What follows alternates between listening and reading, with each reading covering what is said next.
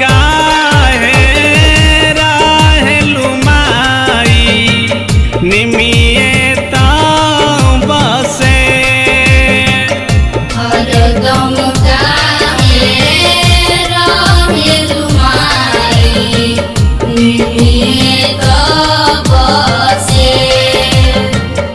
हरदम काहे राहेलु माई निमिये ताऊ बसे।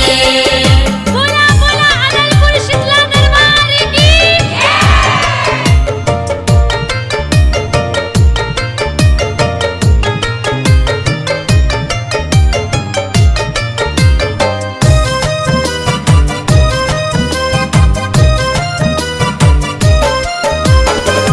गावन गुनावा पवल बनी मिया इतना अधिका ढेर गावन गुनावा पवल बनी मिया इतना अधिका ढेर हरदम काहे राहेलु माई निमिये ताऊ बसे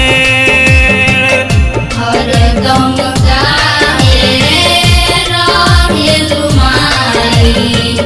निमिये ताऊ बसे हरदम काहे राहेलु माई निमिये ताऊ बसे। बोला बोला अदलपुर वाली शीतला मैया की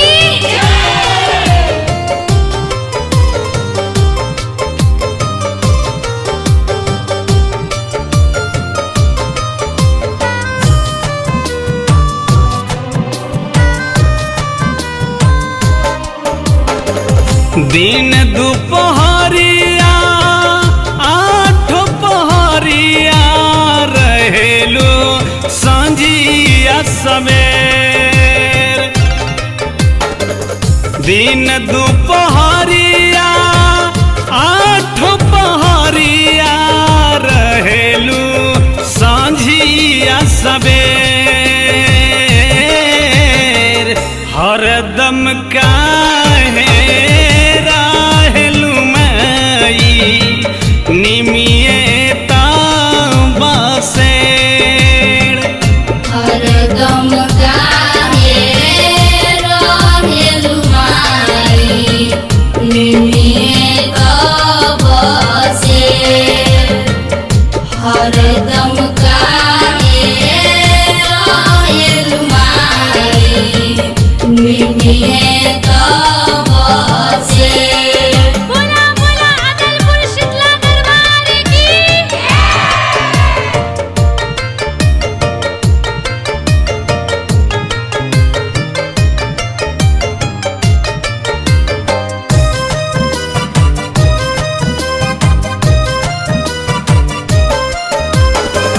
काहे सुरादेव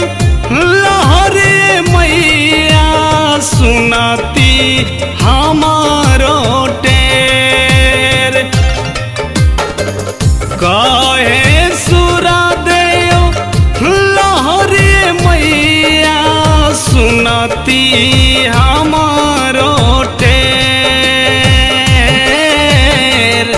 हरदम काहे राहेलु माई निमिये ताऊ बसे हरदम काहे राहेलु माई निमिये ताऊ बसे हरदम काहे राहेलु माई निमिये ताऊ बसे। हरदम काहे राहेलु माई निमिये ताऊ बसे हरदम